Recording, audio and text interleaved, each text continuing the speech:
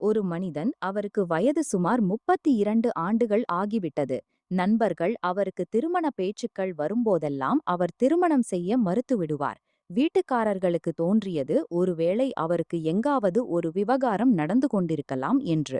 வீட்டுக்காரர்கள் அவரை கேட்டார்கள், ஏதாவது ஒரு பெண் பிடித்திருந்தால் சொல், அவளுடன் உனக்கு திருமணம் செய்து வைத்து விடுவோம். உனக்காகத்தான் இளைய சகோதரனின் திருமணமும் தாமதமாகிக் கொண்டிருக்கிறது. நண்பர்களே, அந்த குடும்பம் நிலக்கிழார் குடும்பம். நல்ல சொத்து இருந்தது. சமூகத்தில் மரியாதையும் கௌரவமும் இருந்தது. ஆனால் அவர் எதையும் சொல்லவில்லை, திருமணத்திற்கும் சம்மதிக்கவில்லை. வீட்டுக்காரர்கள் திருமணம் பற்றி சொன்னால் அவர் சொல்வார், பாருங்கள், திருமணத்திற்கு என் மனம் இல்லை, நீங்கள் ஒரு வேலை செய்யுங்கள், இளைய சகோதரனுக்கு திருமணம் செய்து வைத்துவிடுங்கள். வீட்டுக்காரர்கள் நினைத்தார்கள், சமூகத்தில் இத்தனை மரியாதை இருக்கிறது, இளையவனின் திருமணத்தை செய்து வைத்தால் மூத்தவனின் திருமணம் நடக்கவில்லை என்று மக்கள் சொல்வார்கள். நிச்சயம் ஏதோ விஷயம் இருக்கிறது என்று. சமூகத்தில் மிகப்பெரிய அவமானம் ஏற்படும். கெட்ட பெயரும் அவமானமும் அவர்களை துன்புறுத்திக் கொண்டிருந்தன. குடும்ப தலைவர் எப்படியாவது வற்புறுத்தி அவருக்கு திருமணம் செய்து வைத்தார். திருமணத்திற்கு பிறகு மணமகள் மாமனார் வீட்டிற்கு வந்தாள். வந்த பிறகு முதல் இரவு கணவன் மனைவி வாழ்க்கையின் தொடக்கம். முதலில் அந்த பெண் சற்று வெட்கப்பட்டாள். ஆனால் அவன் பக்கத்திலிருந்து எந்த அசைவும் இல்லாததால் அவளுக்கு சந்தேகம் வரத் தொடங்கியது. ஒருவேளை இவருக்கு ஏதாவது விவகாரம் நடந்து கொண்டிருக்கிறதா? ஏனென்றால் எந்த மனிதனும் தன் மனைவியுடன் ஏதாவது பேச்சுவான், நேரத்தை செலவிடுவான். அவளும் அதை எதிர்பார்த்து மிகவும் உற்சாகமாக இருந்தாள். ஆனால் அவனிடம் உற்சாகமோ ஆசையோ இல்லை.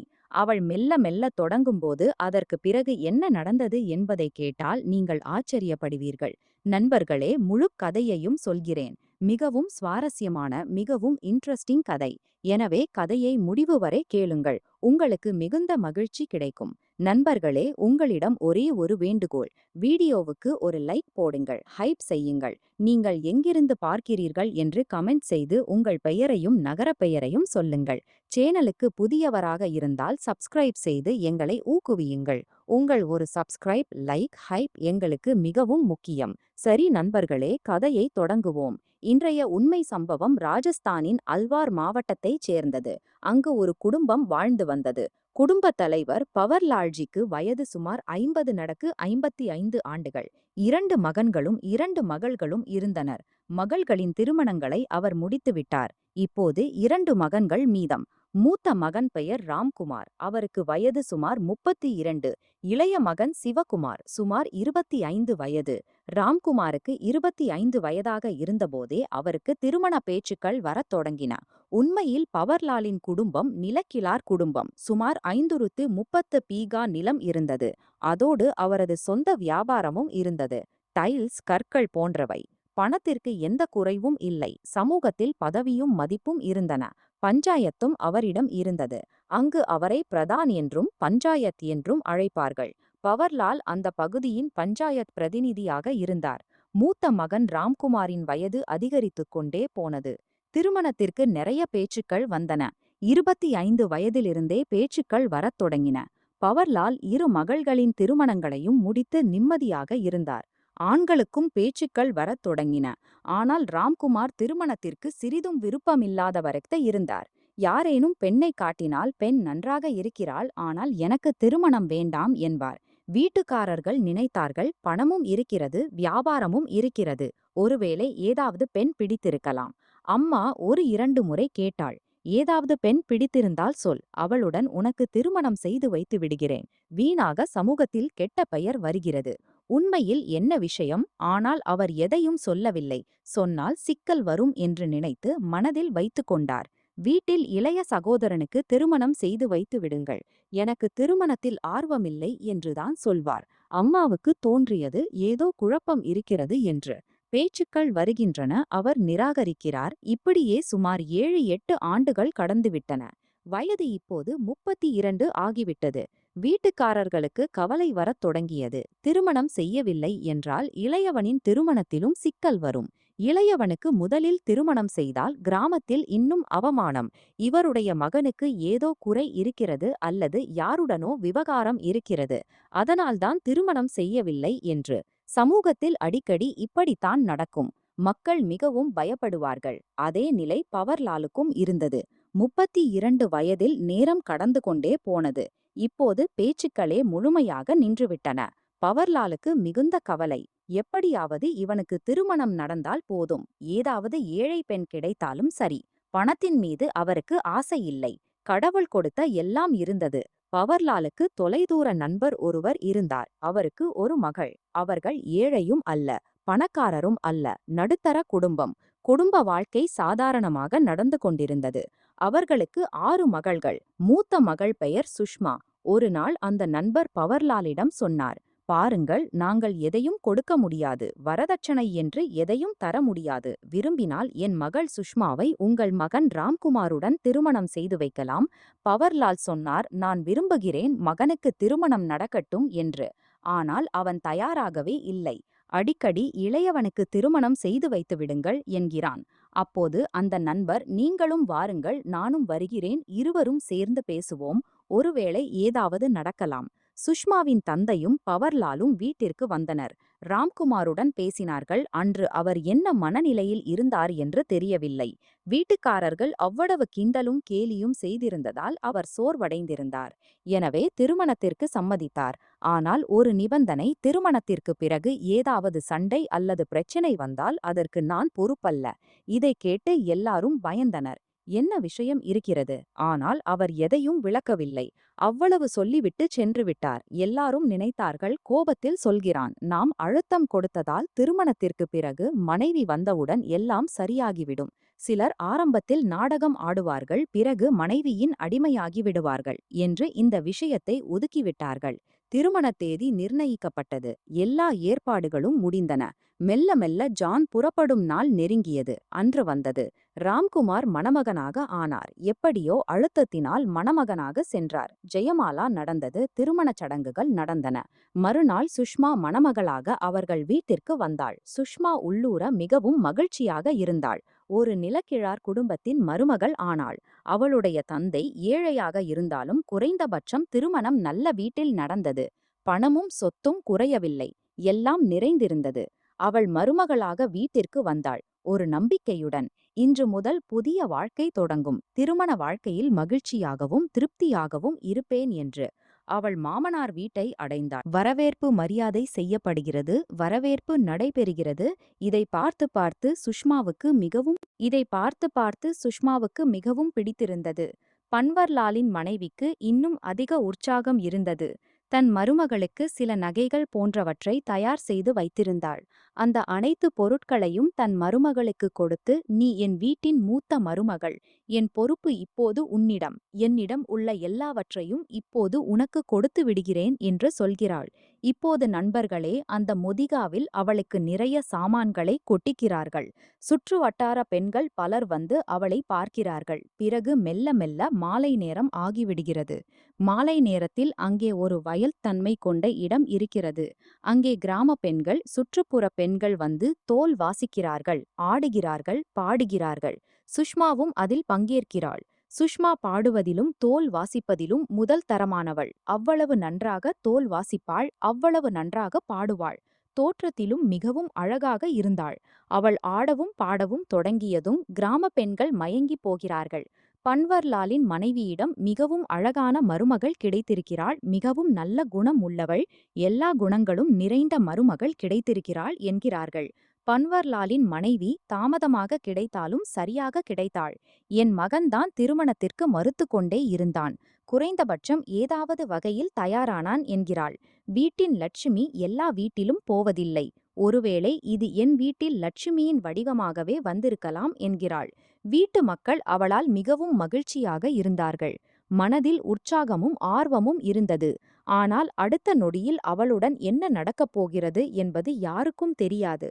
யாருக்கும் காதில் கூட தெரியாது. நேரம் கடந்து போகிறது. இரவு ஆகிவிட்டது. இப்போது கணவன் மனைவி தங்கள் அறையில் புதிய திருமண வாழ்க்கையை தொடங்க செல்லும் நேரம் வருகிறது. சுஷ்மா மணப்பெண் உடையில் தன் படுக்கையில் உட்கார்ந்திருந்தாள். மறுபுறம் ராம்குமார் வெளியறை ஒன்றில் படுத்திருந்தான்.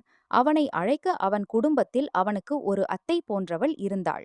அவள் அவனிடம் சென்று, போங்கோ, உங்கள் மனைவி உங்கள் அறையில் காத்திருக்கிறாள் என்கிறாள். ராம்குமார், நான் அங்கே போக மாட்டேன் என்கிறான். அவள் இப்போது வெட்கப்படுகிறீர்கள். 1 2 நாள் கழித்து பாருங்கள், வெளியே வரவே மாட்டீர்கள் என்கிறாள். ராம்குமார் இந்த எல்லா விஷயங்களும் எனக்கு பிடிக்கவில்லை என்கிறான். அவர்கள் இது வேடிக்கை என்று நினைத்து அவன் கையை பிடித்து இழுத்துச் சென்று சுஷ்மாவின் அறைக்குள் உட்கார வைத்துவிட்டு கதவை மூடிவிடுகிறார்கள். சுஷ்மாவிடம் உள்ளே இருந்து பூட்டிக் கொள்ளச் சொல்கிறார்கள். சுஷ்மா எழுந்து கதவை பூட்டிக் கொள்கிறாள். பிறகு இருவரும் உட்கார்ந்து சில பேச்சுக்களை பேசுகிறார்கள். ராம்குமார் தன் மனைவி சுஷ்மாவிடம், பாருங்கள், எனக்கு திருமணத்தில் எந்த ஆர்வமும் இல்லை என்கிறான். சுஷ்மா, அப்படி என்ன விஷயம் நடந்தது? உங்களுக்கு வேறு யாராவது பிடித்திருந்தார்களா என்கிறாள். அவன், இல்லை, என் வாழ்க்கையில் எந்த பெண்ணும் வரவில்லை. இந்த விஷயத்தில் எனக்கு ஒருபோதும் ஆர்வம் இருந்ததில்லை என்கிறான். இதை கேட்டு சுஷ்மாவுக்கு என்ன விஷயம் என்று தோன்றுகிறது. அவள் அமைதியாக அங்கேயே உட்கார்ந்திருக்கிறாள். சுஷ்மாவின் படுக்கை அருகே ஒரு கிளாஸ் பால் வைக்கப்பட்டிருந்தது. அதை ராம்குமாருக்கு கொடுக்கிறாள். அவன் அதை குடிக்கிறான்.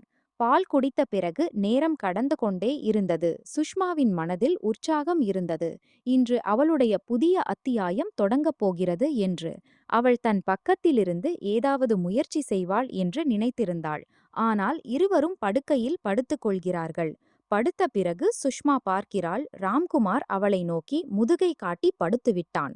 சுஷ்மா இப்போது சிறிது நேரத்தில் ஏதாவது செய்வான், தொடங்குவான் என்ற நம்பிக்கையில் படுத்திருக்கிறாள். ஆனால் எந்த நம்பிக்கையும் தெரியவில்லை, எந்த அசைவும் தெரியவில்லை. இதை பார்த்து அவளுக்கு ஏமாற்றம் ஏற்படத் தொடங்குகிறது. சுஷ்மா நீண்ட நேரம் காத்திருக்கிறாள். பிறகு இவன் இப்போது எதையும் செய்ய மாட்டான், நான் தான் ஏதாவது செய்யட்டும் என்று நினைக்கிறாள். மெல்ல மெல்ல அவன் அருகே செல்கிறாள். ஒரு மனைவியாக தன்னால் முடிந்தவரை அவனை தொட முயல்கிறாள். அன்பு காட்ட முயல்கிறான். கிட்டத்தட்ட 1 மணி நேரம் அவனோடு ஒட்டிக்கொண்டிருக்கிறாள். ஆனால் அவன் உடலில் எந்த வகையிலும் எந்த அசைவும் ஏற்படவில்லை. இப்படி செய்து கொண்டே காலை ஆகிவிடுகிறது. அன்றிரவு சுஷ்மாவுக்கு தூக்கம் வரவில்லை. எங்கோ ஏதோ பிரச்சனை இருக்கிறது என்று அவளுக்கு தோன்றத் தொடங்குகிறது. இப்படி செய்து கொண்டே 2 3 நாட்கள் கடந்து விடுகின்றன. அடுத்த நாள் காலை சுஷ்மா குளித்துவிட்டு சமையலறை வேலைகளில் ஈடுபடுகிறாள். ராம்குமார் எழுந்து தன் நண்பர்களுடன் சுற்றி திரிந்து விடுகிறான். நண்பர்கள் அவனுடைய புதிய வாழ்க்கை பற்றி கேட்கத் தொடங்குகிறார்கள். வேடிக்கை செய்யத் தொடங்குகிறார்கள். ஆனால் அவன் எதையும் சொல்லாமல் முழுமையாக அமைதியாக இருக்கிறான். முழு நாளும் நண்பர்களுடன் இருக்கிறான். மாலை மீண்டும் வருகிறான். இரவில் மீண்டும் அதே செயல்முறை தொடங்குகிறது. சுஷ்மா இன்று இன்னும் அதிகமாக முன்வந்து அவனை தன் பக்கம் இழுக்க முயல்கிறாள். ஆனால் அவன் மீண்டும் மீண்டும் அவளை தள்ளிவிடுகிறான். தூரத்தை வைத்துக் கொள்கிறான். சுஷ்மா இன்று நினைத்துவிட்டாள், இன்று என்ன நடந்தாலும் சரி, இன்று புதிய வாழ்க்கையை தொடங்கியே தீருவேன். முதல் நாள் தவறிவிட்டது, இன்றைய வாய்ப்பை விடமாட்டேன். அவள் முழுமையாக அவன் மீது ஆதிக்கம் செலுத்த முயல்கிறாள். அவன் மீண்டும் மீண்டும் தள்ளிப்போ, என்னை விட்டு தள்ளிப்போ என்கிறான். சுஷ்மா கேட்கிறாள், முடிவில் என்ன விஷயம் நடந்தது? என்னிடமிருந்து ஏதாவது தவறு நடந்ததா? வீட்டு மக்களிடமிருந்து ஏதாவது தவறு நடந்ததா? நான் எல்லார் சார்பிலும் மன்னிப்பு கேட்கிறேன். இது அவளுடைய புதிய வீடு என்பதால் திருமணத்தில் ஏதாவது விஷயத்தால் கணவன் கோபமாக இருக்கலாம் என்று சந்தேகம் கொள்கிறாள். ஆனால் உண்மையான விஷயம் என்னவென்று புரிந்து கொள்ள நேரம் எடுக்கிறது. இரவு 2 2:30 ஆகிவிடுகிறது. எங்கோ ஏதோ பிரச்சனை இருக்கிறது என்று அவளுக்கு தோன்றுகிறது. இருந்தாலும் மனதை அடக்கி படுத்துக் கொள்கிறாள். இப்படி செய்து கொண்டே 4 5 இரவுகள் கடந்து விடுகின்றன. சுஷ்மாவுக்கும் ராம்குமாருக்கும் இடையே எதுவும் நடப்பதில்லை. சுஷ்மாவுக்கு இப்போது எங்கோ ஏதோ பிரச்சனை நிச்சயம் இருக்கிறது என்ற சந்தேகம் ஏற்படத் தொடங்குகிறது. 5வது நாள் இரவு சுஷ்மாவும் ராம்குமாரும் படுக்கையில் இருக்கிறார்கள். சுஷ்மா, நாம் இப்படி எவ்வளவு காலம் இருப்போம்? முடிவில் நான் உங்கள் மனைவி. உங்களுக்கும் என் மீது சில உரிமைகள் உண்டு. நம் இருவரின் புதிய வாழ்க்கை தொடங்க வேண்டும். இப்படி இருந்தால் எப்படி வேலை நடக்கும் என்று நிறைய புரிய வைக்க முயல்கிறாள். ஆனால் அவன் தலையில் உண்ணி கூட அசையவில்லை. அவன் உடலில் எந்த அசைவும் ஏற்படவில்லை. சுஷ்மா புரிந்து கொள்கிறாள், ஏதோ பிரச்சனை இருக்கிறது. இன்று அவள் உறுதி செய்து கொண்டாள், இன்று என்ன நடந்தாலும் சரி, உண்மையை அறிந்தே தீருவேன். இன்று சுஷ்மா முழுமையாக ராம்குமார் மீது ஆதிக்கம் செலுத்தி, போலீஸை போல் அவன் மீது ஆதிக்கம் செலுத்தி எல்லாவற்றையும் செய்யத் தொடங்குகிறாள். அவன் ஆடைகளை கழற்றி எல்லாவற்றையும் செய்கிறாள். ஆனால் ராம்குமார் தன் உடலை கூட அசைக்கவில்லை. முழுமையாக மயங்கி படுத்திருப்பது போல் இருந்தான். சுஷ்மா 1/2 மணி நேரம் முயற்சி செய்கிறாள். ஆனால் அவன் உடலில் எந்த அசைவும் ஏற்படவில்லை.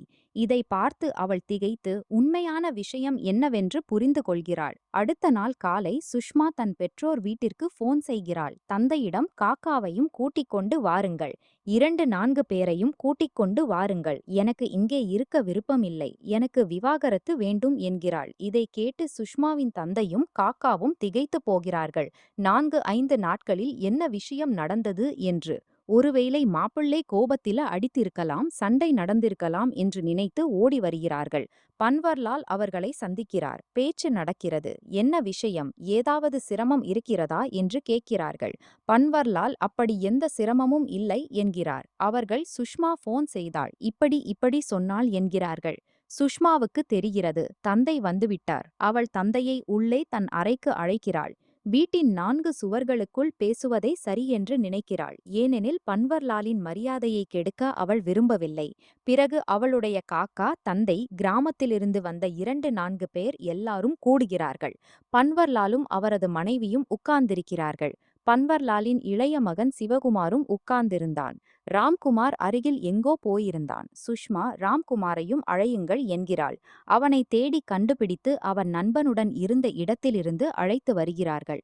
இப்போது குடும்ப உறுப்பினர்கள் எல்லாரும் உட்காருகிறார்கள். சுஷ்மா சொல்கிறாள், இவனோடு என் திருமணம் செய்துவிட்டார்கள். இந்த பையன் எந்த வேலைக்கும் உதவாதவன். இவன் நபும்சகன். இவன் உடலில் எந்த அசைவும் ஏற்படுவதில்லை.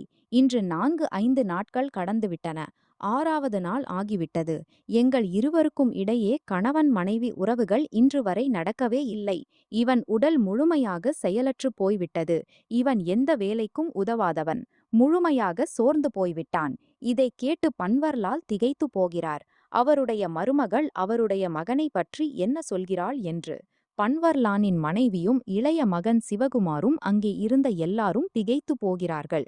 கால்களுக்கு கீழிருந்து நிலம் சறுக்கி விடுகிறது போல் உணர்கிறார்கள். இது என்ன விஷயம் சொல்கிறாள் என்று. சுஷ்மாவின் தந்தை அவளை பழியாக பார்த்து, உனக்கு வெக்கம் வரவில்லையா, இப்படிப்பட்ட விஷயங்களை சொல்கிறாயா என்கிறார். அவள், அப்பா, வெக்கம் எதற்கு, இவன் எந்த வேலைக்கும் உதவாதவன். திருமணத்தின் அர்த்தம் வேறொரு வீட்டில் வேலைக்காரியாக இருப்பதோ, சமைப்பதோ, துணி துவைப்பதோ, பாத்திரம் கழுவுவதோ அல்ல. கணவன் மனைவிக்கு இருக்கும் ஒரு சுகமும் கிடைக்க வேண்டும். இவனிடம் கேளுங்கள், இவன் எதற்கு உதவுகிறான் என்கிறாள். ராம்குமார் தலையை தாழ்த்தி உட்கார்ந்திருந்தான். ஒன்றும் பேசவில்லை. பன்வர்லாலுக்கு தோன்றுகிறது, தன் தலைப்பாகையும் மரியாதையும் முழுமையாக போய்விட்டது. ஒன்றும் மிஞ்சவில்லை. அவர் ராம்குமாரை மிக கடுமையாக பழியாக பார்த்து, நாளாயக், உன் மனைவி உன்மீது குற்றம் சுமத்துகிறாள், நீயோ அமைதியாக உட்கார்ந்து கேட்டுக்கொண்டிருக்கிறாய் என்கிறார். அவனை மிகவும் இழிவாக பேசுகிறார். மிகவும் பழியாக பார்க்கிறார். சிறிது நேரத்தில் ராம்குமாரின் பொறுமை முழுவதும் தீர்ந்து விடுகிறது. அவன் எழுந்து, இவள் சொல்வது உண்மை, அதனால்தான் நான் திருமணத்திற்கு மறுத்து கொண்டே இருந்தேன். நீங்களோ பிடிவாதமாக இருந்தீர்கள். உன் திருமணம் நடக்கவில்லை என்றால் இளைய சகோதரனின் திருமணமும் நடக்காது என்று. அதனால்தான் நான் கட்டாயப்பட்டு திருமணம் செய்து கொண்டேன். இல்லையென்றால் எனக்கு திருமணத்தில் எந்த ஆர்வமும் இல்லை என்கிறான். இதை கேட்டதும் பன்வர்லாலும் அவரது மனைவியும் உட்கார்ந்திருந்த எல்லாரும் திகைத்து போகிறார்கள். அடடா, இது என்ன ஆனது என்று. வெறும் 5 நாட்களில் வீட்டில் வந்த மகிழ்ச்சி முழுமையாக துக்கமாக மாறிவிட்டது. பன்வர்லால் மிகவும் வெட்கப்பட்டு தன் மருமகன் முன் கைகளை கோர்த்து, என்னால் மிகப் பெரிய தவறு நடந்துவிட்டது.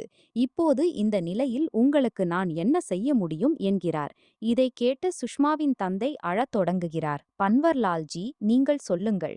இப்போது என் மகளின் திருமணம் நடந்துவிட்டது. ஒன்றும் நடக்கவில்லை என்றாலும் மகள் சுத்தமாக இருக்கிறாள். ஆனால் இப்போது நான் வேறு இடத்தில் திருமணம் செய்யச் சென்றால் கிராம மக்கள் கிண்டல் செய்வார்கள். ஒரு இடத்தில் திருமணம் செய்துவிட்டு வேறு இடத்தில் செய்கிறார்களே, ஏதோ குறை இருக்கும் என்று.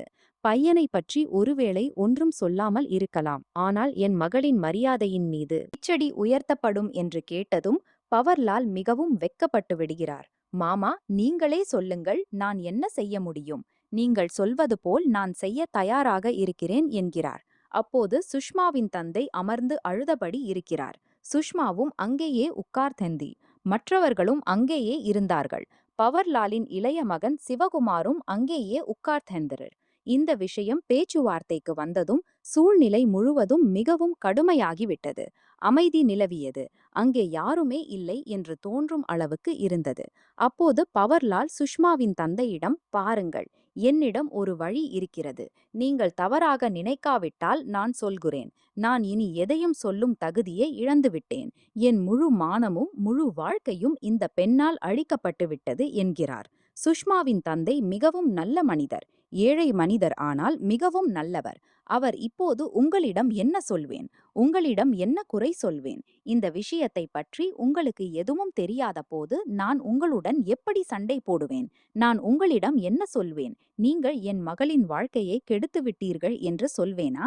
என் அதிர்ஷ்டமே மோசமாக இருந்திருக்கலாம். என் மகள் அப்படிப்பட்ட வீட்டில் திருமணம் செய்து கொண்டாள். அங்கே அவள் 5 நாட்கூட சரியாக இருக்க முடியவில்லை என்று தன் துயரத்தை அழுது கொண்டே சொல்கிறார். உங்களுக்கு எது சரியாக தோன்றுகிறதோ அதை சொல்லுங்கள். நீங்கள் என்ன சொல்ல விரும்புகிறீர்கள் என்கிறார். பவர்லால் சொல்கிறார், தவறாக நினைக்காதீர்கள் மாமா. ஒரு வார்த்தை சொல்கிறேன். வீட்டு விஷயம் வீட்டிலேயே இருந்தால் நல்லது. அவர், அதாவது நான் ஒன்றும் புரிந்து கொள்ளவில்லை என்கிறார். அப்போது பவர்லால், சிவகுமாருடன் சுஷ்மாவின் திருமணம் செய்துவிடலாம் அல்லவா? இந்த தகுதியற்றவன் இருந்தாலும் இப்போது எல்லா விஷயங்களும் நமக்கு தெரிந்துவிட்டன. இங்கும் அங்கும் மானத்தை உயர்த்துவதை விட இவனுடனேயே இவள் திருமணம் செய்து கொள்வது நல்லது. சுஷ்மா போய்விட்டால் கிராமத்திலும் சமூகத்திலும் என் மீது மிகப்பெரிய கெட்ட பெயர் வரும். மானம் போகும். அதைவிட சுஷ்மா இவனுடன் திருமணம் செய்து கொண்டு இவனுடைய மனைவியாக இருப்பதே நல்லது. சுஷ்மாவின் குணம் எனக்கு மிகவும் பிடித்திருக்கிறது. அவளை என் சொந்த மகளைப் போலவே வைத்திருப்பேன் என்கிறார். இந்த 5-6 நாட்களில் சிவகுமாரின் நடத்தை சுஷ்மாவுக்கு மிகவும் பிடித்திருந்தது. சிவகுமார் மிகவும் நல்ல குணமுள்ளவன், படித்தவன், புத்திசாலி, எல்லாவற்றையும் புரிந்து கொள்பவன். சுஷ்மாவிடம் மிகுந்த அன்பும் வைத்திருந்தான். சுஷ்மாவின் தந்தை, என் மனதில் உள்ளது சரிதான், ஆனால் ஒருமுறை மகளை கேட்டு விடுவோம். அவளுக்கு விருப்பம் இருந்தால் எனக்கும் விருப்பம், இல்லை என்றால் பிறகு என்ன நடக்கிறதோ பார்ப்போம் என்கிறார். சுஷ்மாவிடம் கேட்கப்பட்டபோது அவள், இப்போது நான் எந்த முடிவும் எடுக்க முடியாது. எனக்கு 1-2 நாள் நேரம் கொடுங்கள். என்ன நடக்கிறதோ அதை யோசித்து சொல்கிறேன் என்கிறாள். சுஷ்மாவுக்கு ஏன் கொஞ்சம் நேரம் எடுத்துக்கொள்ளக்கூடாது? அவசரமாக எடுக்கும் முடிவுகள் சில சமயம் ஆபத்தானவை என்று தோன்றியது. இதை கேட்டு எல்லாருக்கும் கொஞ்சம் ஆறுதல் கிடைத்தது. ஆனால் உள்ளூர பயம் இருந்தது. சுஷ்மா இல்லை என்று சொல்லிவிட்டால் என்ன ஆகும் என்று.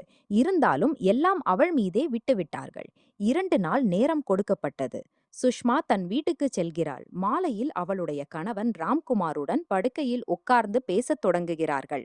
ராம்குமார், உண்மைதான், எனக்கு எந்த ஆட்சேபனையும் இல்லை. நீ விரும்பினால் என் தம்பியுடன் திருமணம் செய்து கொள்ளலாம்.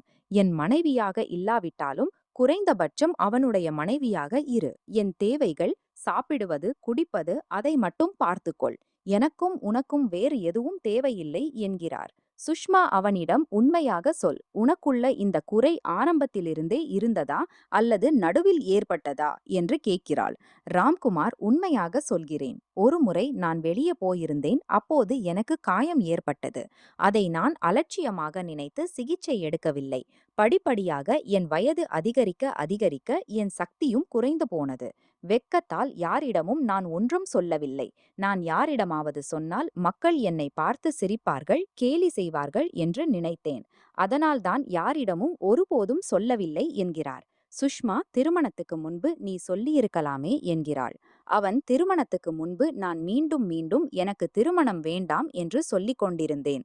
ஆனால் எல்லாரும் பிடிவாதம் பிடித்தார்கள். நான் மறுத்தால் கிராமத்தில், சமூகத்தில் தந்தையின் மானம் போய்விடும் என்று சொன்னார்கள். அதனால்தான் நான் நினைத்தேன், திருமணம் நடந்துவிட்டால் வரும் பெண்ணை என் தம்பிக்கு திருமணம் செய்து வைத்து விடுவேன். அவள் என் உண்மையான மனைவியாக இல்லாவிட்டாலும் அவனுடைய மனைவியாக இருப்பாள். அதனால் வீட்டின் மானமும் காப்பாற்றப்படும். உலகத்தில் பேச்சுக்களும் எழாது என்கிறார். சுஷ்மா புரிந்து கொள்கிறாள். தன் கணவன் ராம்குமாரின் ஆதரவு கிடைத்ததும் அவளுக்கு கொஞ்சம் தைரியம் வருகிறது. அடுத்த நாள் பவர்லாலிடம் அவள், தந்தையே, எங்களுக்கு சம்மதம். நான் சிவகுமாருடன் திருமணம் செய்து கொள்ள தயாராக இருக்கிறேன் என்கிறாள். பவர்லால் சுஷ்மாவின் தந்தைக்கு போன் செய்கிறார். இந்த செய்தியை கேட்டு எல்லாரும் மிகவும் மகிழ்ச்சி அடைகிறார்கள். ஒரு மலை அடியில் அழுத்தப்பட்டிருந்தவர்களை யாரோ தூக்கிவிட்டது போல அந்த பெரும் பாரம் இப்போது இலகுவாகிவிட்டது. மகிழ்ச்சியுடன் எல்லாரும் ஒரு நாள் கோவிலுக்கு செல்கிறார்கள். அங்கே திருமணம் நடத்தி வைக்கப்படுகிறது. இப்போது சிவகுமாரின் மனைவி சுஷ்மா ஆகிறாள். சிவகுமாரும் சுஷ்மாவும் இங்கிருந்து ஒரு புதிய திருமண வாழ்க்கையை தொடங்குகிறார்கள். நண்பர்களே, புத்திசாலித்தனமும் அறிவும் உள்ள படித்தவர்கள் எடுத்த இந்த முடிவால் குடும்பத்தின் மானமும் காப்பாற்றப்பட்டது, உறவுகளும் காப்பாற்றப்பட்டன. வேறு ஏதாவது முடிவு எடுத்திருந்தால் அதன் விளைவு வேறு விதமாக இருந்திருக்கலாம். இதுதான் கதை. நண்பர்களே, எங்கள் கதையை சொல்வதன் நோக்கம் யாருடைய உணர்வுகளையும் காயப்படுத்துவதல்ல, யாருடைய மனதையும் புண்படுத்துவதல்ல, வெறும் உங்களை எச்சரிப்பதும் விழிப்புணர்வு ஏற்படுத்துவதும் தான். நண்பர்களே, நீங்கள் என்ன கருத்து சொல்கிறீர்கள்? சுஷ்மா செய்தது சரியா? கமெண்ட் செய்து தெரிவியுங்கள்.